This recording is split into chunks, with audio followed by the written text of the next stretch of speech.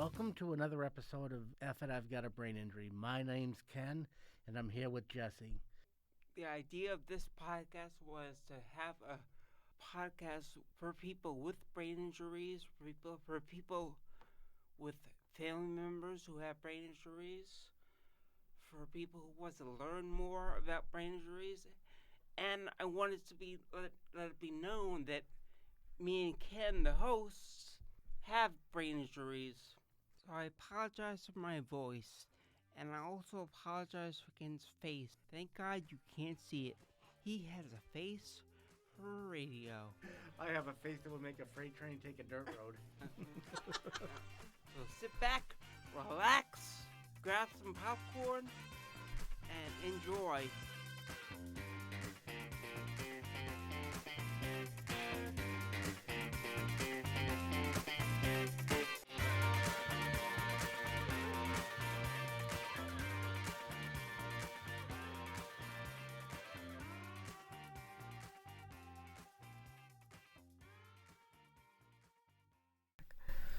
All right, so about my brain injury.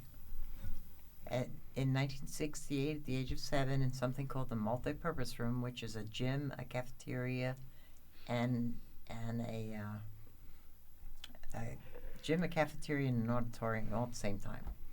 And during gym, they put the cafeteria tables into the wall, and they're locked there, or they're supposed to be.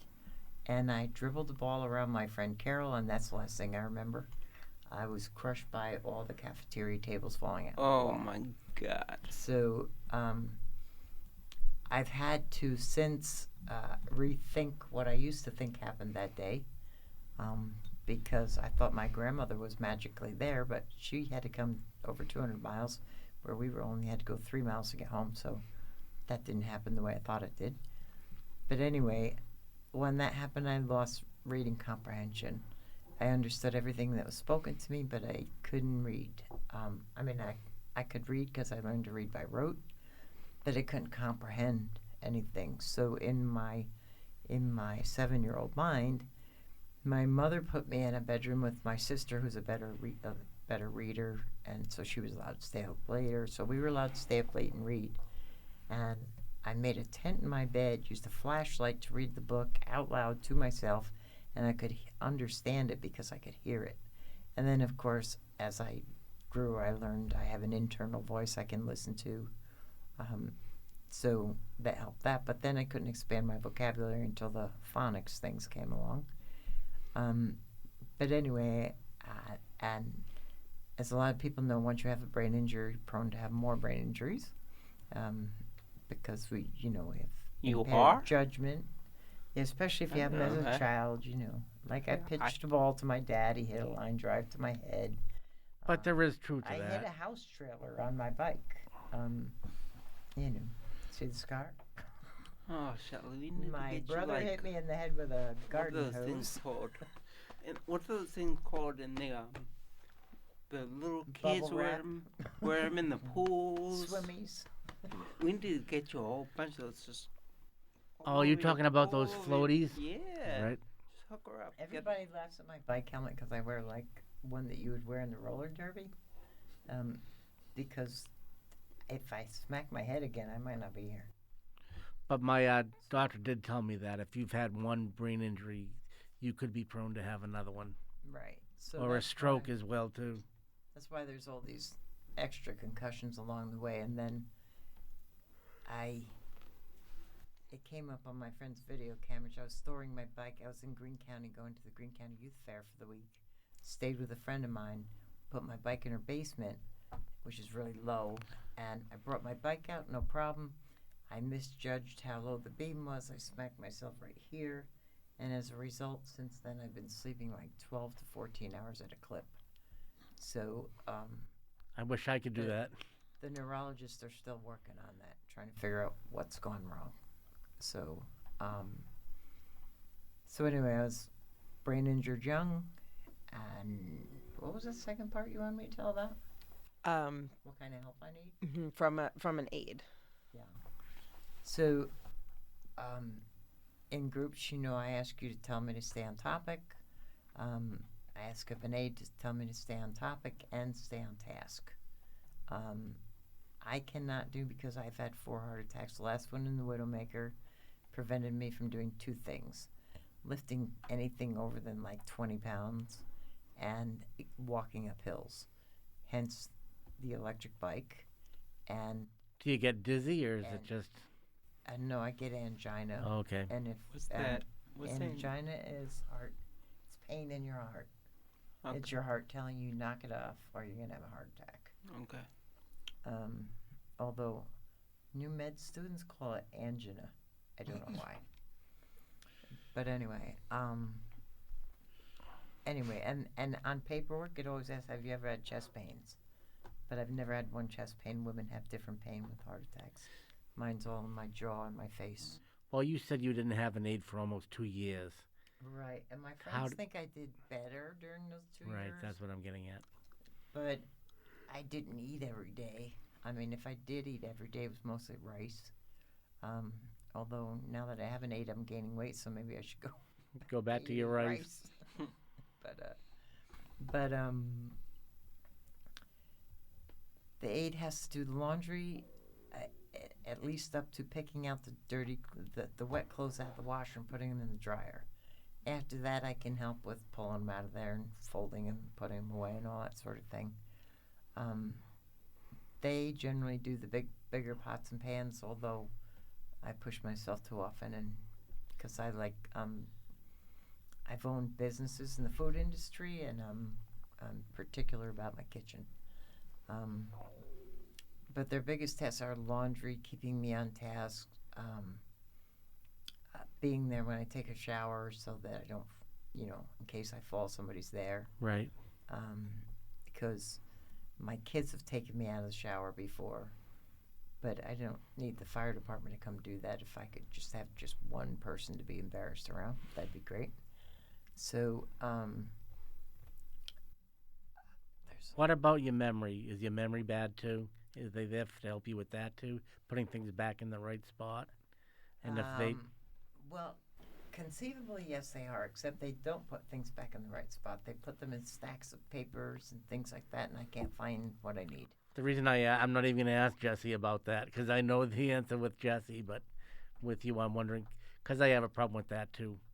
Yeah, But no, that's my own. I know I put it in the wrong spot and don't do anything about it. right. Everything in my home has a spot, and that's where it goes, and it's not supposed to change. And then I have people, and I'm talking about friends who care about me, not just random aides, who will move my stuff and tell me, by the way, I moved this from here to there. Well, if you don't write it down, I'm not going to remember Right. it. And then when I go look for the item, I don't have it. And so then I'll go buy another one. So, like, I happen to have 3 curling irons. Yeah. I only curl my bangs. Takes 3 seconds. I don't have one. I don't need 3 curling irons. I have one. No. I do. Well, actually. if you don't have one, Ken, Wasn't I mine. have extra. Came with the house. But anyway, so laundry, any shoveling that needs to be done, I can't do that.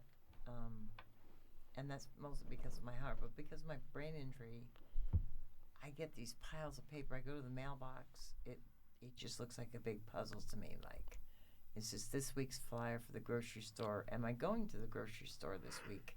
Do I need to hold on to this flyer? And then I find it in a stack of papers 6 months later. And Right. yeah, this is pretty useless. So I separate right now anything that comes from the state, the federal government, a bill or any kind of bills, and then everything else I pretty much chuck. So for you, a lot of times, like all of us, it's repetition. If you do the same thing over and over again, then you'll remember. If you Right. get off your task for a little while, then Right. it's hard to get back on. I see what you're saying. Right. So, vacuum cleaning. I'm not allowed to do vacuum cleaning. I'm not allowed to do anything with my arms outstretched that's pushing and pulling or like pulling up the laundry, pushing a vacuum. I had the lightest vacuum I could own, but then it doesn't work anymore.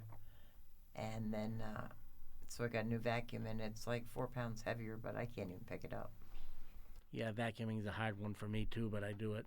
Yeah. Well, I got one of those robo vacuums. The Roomba or whatever it is. Yeah. Doesn't really work so hot. And then I do what my kids call roller rinking a floor, because I was skate guard at a roller rink for years, so my kids could go to the roller rink free. And I would, any kind of pieces of paper and stuff like that, if you hit that with roller skates, you're going to fall. Going down, yep. So, yeah, so I'd run around picking up little pieces of paper and gum wrappers and whatever off the roller rink floor. And then when I do it at my own house, my kids are like, Mom, you're not at the roller rink. But how can people with TBI increase the likelihood that they get a good aid or turn, a moderate aid into a good aid pretty quickly? Are there any special strategies or anything I would think you could do? my idea would just be to befriend them and You don't want to be their friend, though. not their friend, but be nice, be cordial, be right, be polite. polite. If they have certain things they need, accommodate them with it. And I had a really nice aide who was Muslim and was praying on my floor, and she was 8 months pregnant. I said, go ahead and pray on my bed. At least be comfortable. that was nice. Well, I didn't want her popping a baby out in the living room. Nah, That was part of it. That's true. All right, guys, you want to talk a little bit about transportation now? Yeah, my bike works great when it's not cold and snowy. Are you talking about MAS transportation? Well, I don't know. I mean, It is to say MAS. the truth, Melissa just picked up a piece of paper and chose transportation. She's telling us to move along. Everybody keeps ratting out on Melissa. I know that all three of you use a transportation service. Correct. You, Ken and Jesse, have had pretty successful experience with your company. Shelly, I know yours has been a nightmare, but if you're thinking about If being left out in a snowstorm for a couple hours is a nightmare, yeah, it's a nightmare. I mean, I think this is an important topic to discuss because I'm sure it's a global issue, right? Anybody with any adult that has had a brain injury and needs to get places and they're not on a public transportation route or whatever is going to have this. So I don't know if you guys want to discuss that and then kind of brainstorm some solutions or potential solutions, or The only or thing I can tell you give about some ideas for. only thing I can transportation tell you companies. about that is there's no sense in getting aggravated. When I first got the stroke and started actually going places, I'd get mad because they were late or this, that, and the other thing. It gets you nowhere. Right. It really doesn't. So that's the first thing you got to stop doing. Yep. Treat them with respect, even if you don't want to. I personally believe, and I know other people who aren't in our groups necessarily, but who have traumatic brain injury, we all believe that medical answering services, that's what we're talking about, MAS, medical answering services, which is where you ride these, you get these medical rides Right. to different things. And they've cut back on our social rides. And I think that's because the legislature thought we were like going to a bar or something, when really it's like grocery stores. I can't do that? No, you still can get social rides, but they're limited. They've limited the number. How about the casino? It has to be within a 50-mile range. It used to be 150 miles, but now it has to be 50 miles away. That's insane. So you could get to Saratoga. But no, what we would like to see happen is, instead of these people keeping track of, like, I've been standing in where I'm supposed to be standing and waiting and waiting and waiting for a ride, and no one comes for hours and hours, and then they tell me I was a no-show. Don't you call them ahead of time? If somebody doesn't come for me within about half an hour, 45, 20, 25 minutes, Well, I'll call. Here's Yeah, the me thing, too. that the director of the program sets up our rides for everything at St. Rose. And she says, bring them in by 9 o'clock, pick them up at 2. But now we have to call them at 2 to get a ride. And they'll say, oh, that'll be 45 minutes to an hour. But the ride's already been scheduled for months ahead of time for them to pick us up at 2 o'clock. Right. And as you know, last Tuesday there was, 5 or 6 of us hanging around for a while? Yeah, but we can call our transportation, and sometimes they'll call me when they're late. That's why it's got a good to have a really good rapport with them. It really is. Right. Well, I think that this should be an Uber type system. If you get into an Uber, they rate you. Okay? If you're obnoxious, you're going to get a 1-star rating. You know what I mean? I have a 5-star rating on YouTube, not on Uber. Not to brag, but I just don't think that many people rated me. Right. But anyway, Oh, you drive an Uber?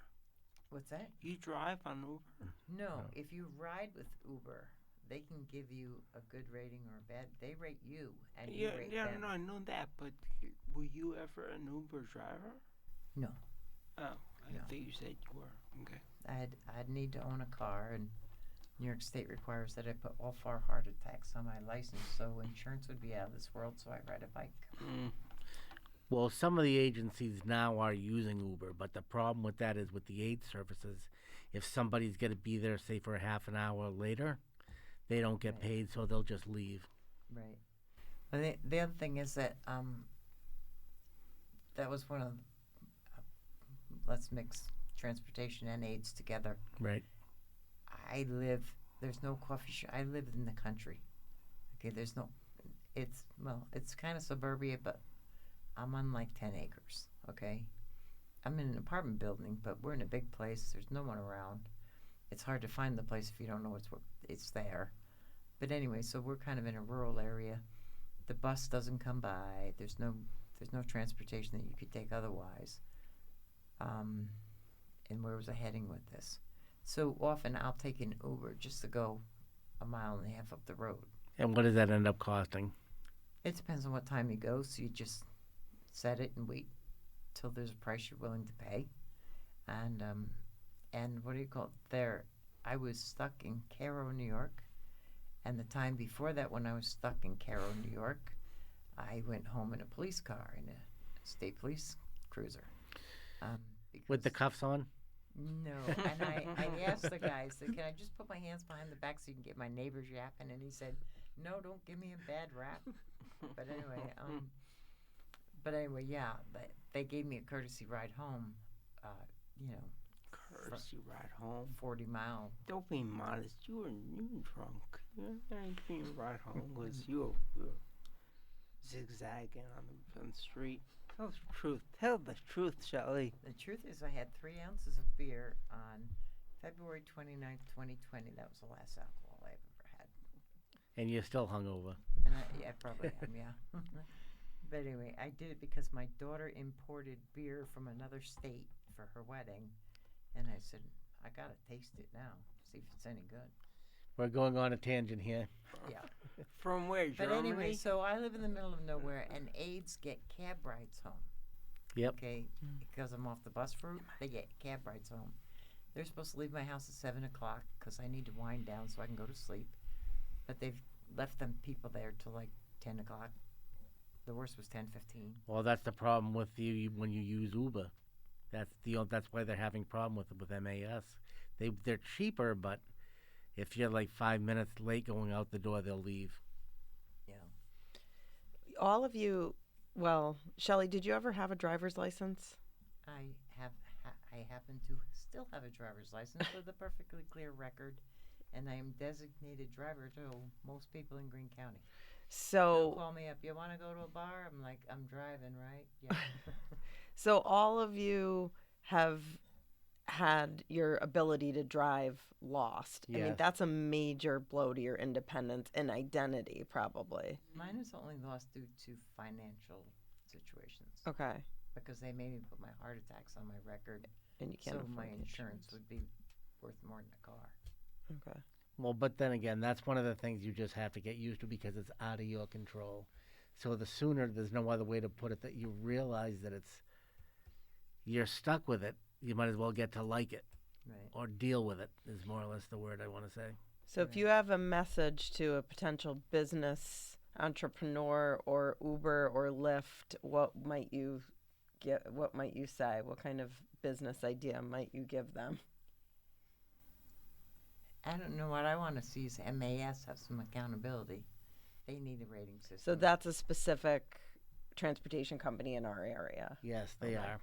Well, we should be able to rate MAS in Rochester, or Syracuse. Okay.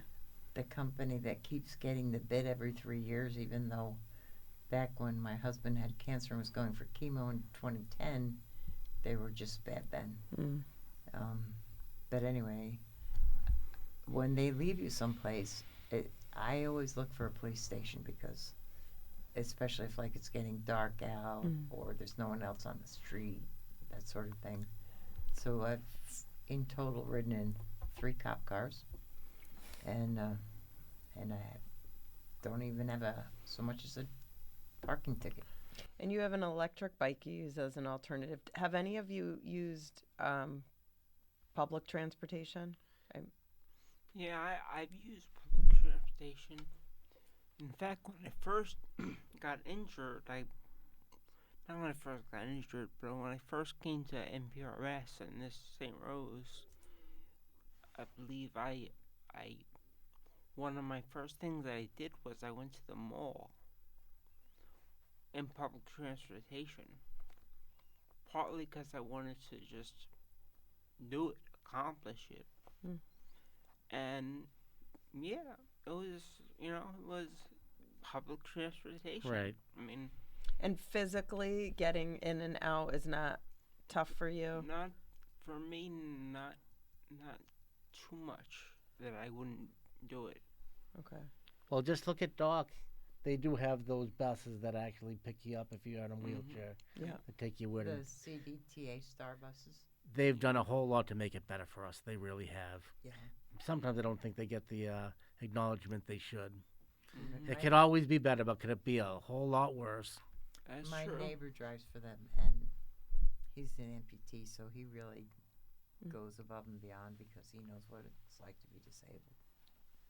But but what do you Well, call it? that'd be When you interesting talk to about- find out what kind of car and what kind of like adaptability he used to be able to drive. That could be maybe another episode or Right.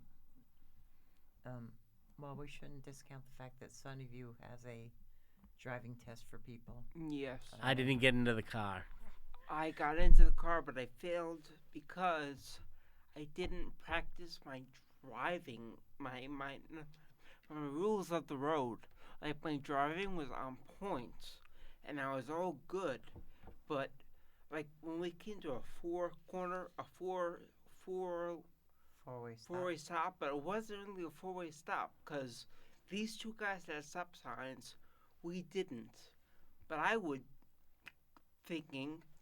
Seeing these two cars and no street light, especially because I'm from the city and all we do is street lights, I didn't know what to do. So every 4 intersection, I would stop.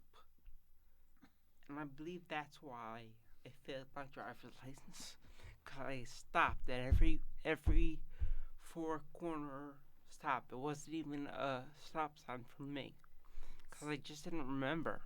But my driving was fine, was good. So my suggestion for people is to study the damn book before you go and get your driver's license. You don't think everybody but you knew that, Jesse? You're probably right, Ken. Jesse, have you gone back and? I thought I did it because I knew it already.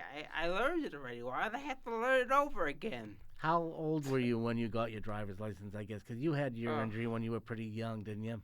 No, I had it when I was around like 21. Okay. I think. That's So you had it pretty for a young. few years ahead of time. Yeah, and I had my license Right. for a while. Yeah. So my question is, why not go back to Sunnyview and?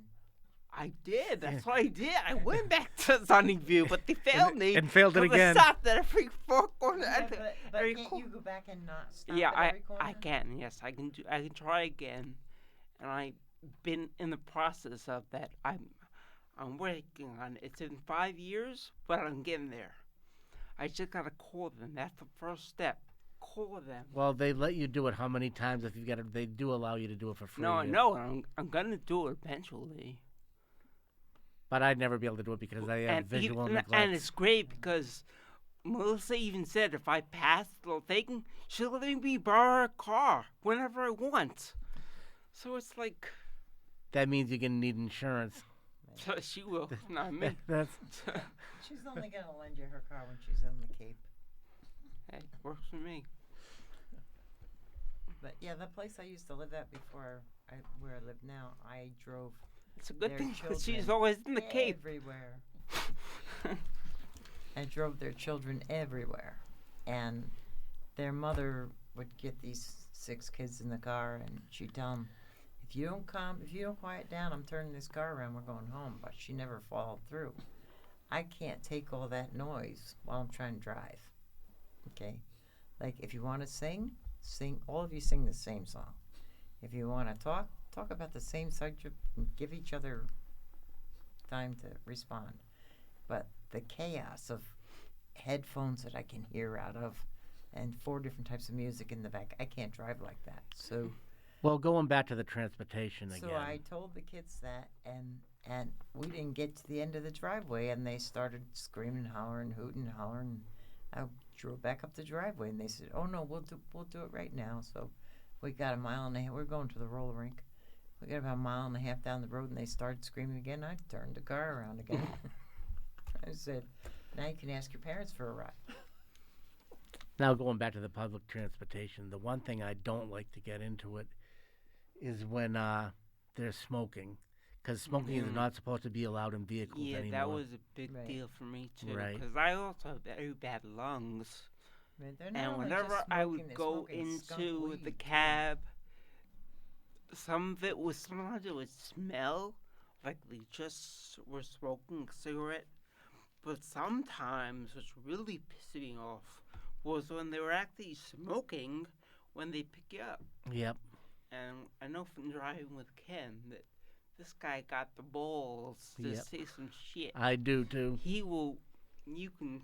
Go I'm not gonna get into it, but I don't. Yeah. I open my mouth when I need to for anybody else too. Yeah. So luckily I don't need to open my mouth when I'm riding with Ken because I know he. I do it for he's you. got it.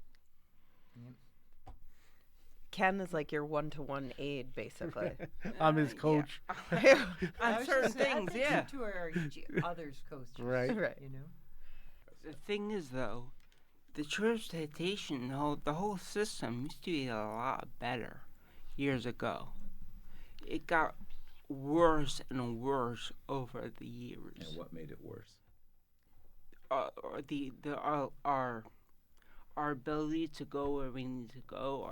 They limited our social trips like 0, I think. Yeah, I can't go far anymore. I wouldn't be able to go to your house or anything Yeah, like and that. now I have I was in the process of getting a new job, but apparently I think that now with MS I can only travel within my county. Yep. For social or job related stuff. So if I were to get that job, MAS wouldn't be allowed to take me there. I'd have to find another way to go. It's so. Let me to clarify. It's specific. What you guys are describing is specific to the TBI waiver Right. Yep. program. Which is a Medicaid-funded program administered by the state, in this case, New York. If there's other Medicaid transportation that might be a little bit different or less restrictive, but the restrictions and the laws have changed to make it even more difficult for people to be independent. And certainly, whatever you do, don't make it easy to go get a job and be able to receive services, right? Well, that's my problem too, because I don't want to get public transportation because that might do away with Yeah. some of the programs we have here. Right. If you use too many resources on your own, then it Right. restricts your ability to get the funded resources. Because And I do have a job, and they could told me look the at that. same thing. Yeah, you know? it's ridiculous. Yeah. But to answer the question more generally, I think when you get discharged from your rehab or rehabilitation facility or a hospital or something, you have a discharge coordinator or a social worker or a care coordinator, in this case, a Hopefully. service coordinator, that should make some referrals and send you to your doctor to get prescriptions so that you can access some health centered or funded transportation. Not Okay, not except that- only that, but we used to be able to set up our own rides. Like if we had a ride, Yeah. we had to go somewhere, we'd call MES and take care of it right then. Now we're 3 not hours even after able. the Muzak was over, you get to take care of it. What? 3 hours after the Muzak stops, then you get to set up your ride. When you're on hold for 3 Oh. hours. But No, there's- but not even then, because now, according to Wendy, Now we can anymore. I no. think we have to go through our social worker you to do. set up Our rides. service coordinator. Service coordinator. And also, you might be able to. There's independent living centers in New York, but probably other states as well, or different disability advocacy services, things like that would be probably a good starting point to see how you can access transportation for people with physical disabilities or people that aren't able to drive themselves. I know how a lot of people might bitch about it, but there's states out there that don't have anything like the Yeah. TBI waiver program. So when you come right down to it, in this state we've got it made. Well, the just most to part. clarify, so the TBI waiver program is a federal program. Every state has one, but they're all administered differently. Right. And I do think New York does a decent job of Right. it. Yeah. But so many rules are changing and it's making it difficult. And you've got to understand a lot of it's because of what would be the best way? Greed. Because they'll say that they took somebody someplace and they never did. Mhm. I would just say, Shelly, thanks for coming today. I appreciate it. I've learned a lot from you, and I hope what we're doing with you, other people will learn from too.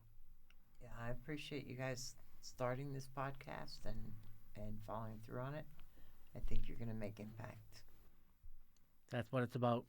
Thank you for listening to F It, I Have a Brain Injury. I'm Jesse, and this is Ken. And I hope you all get something out of this podcast. We would love to hear your stories too. See you next time. See you next time.